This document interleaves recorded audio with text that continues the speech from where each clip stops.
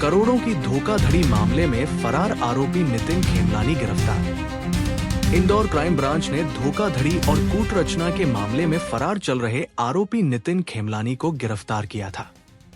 आरोपी पर Gokuldham dreams colony के भूखंडों की फर्जी दस्तावेजों के जरिए बिक्री कर करोड़ों रुपए की आर्थिक धोखाधड़ी करने का आरोप है। क्राइम ब्रांच ने तकनीकी साक्ष्यों और मुखबिर तंत्र की मदद से 22 अगस्त को नितिन खेमलानी को गिरफ्तार किया था। पूछताछ के बाद आरोपी नितिन खेमलानी को कल जेल भेज दिया गया। मामले में पुलिस द्वारा अन्य आरोपियों की भूमिका और प्रकरण से जुड़े साक्ष्यों की भी जांच की जा रही है। मेरा नाम मयूर खेमलानी है। मैं मुंबई निवासी हूँ। इंदौर में मेरे पिताश्री की भूमि थी नैनोद गांव में, जिस पर आज गोकुलधाम ड्रीम कॉलोनी कट चुकी है और उसके प्लॉट बाजार में बिक चुके हैं।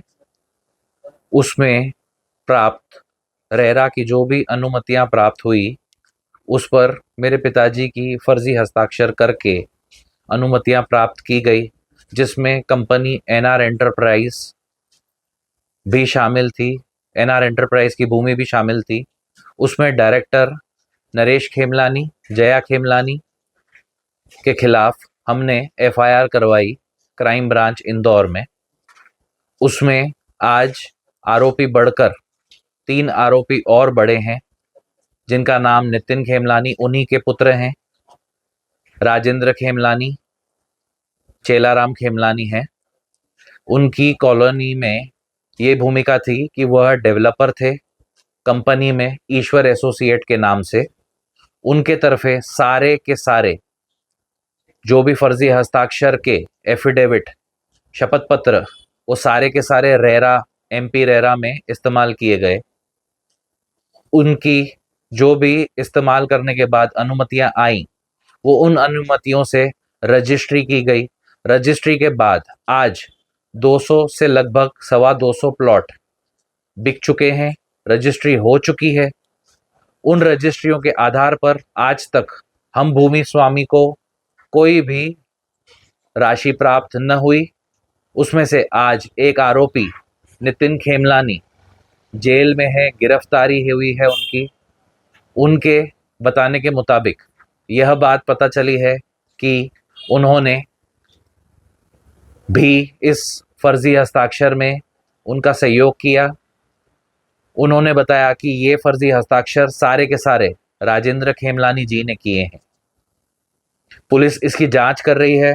हमें न्याय की पूरी उम्मीद है, प्रशासन से उम्मीद है।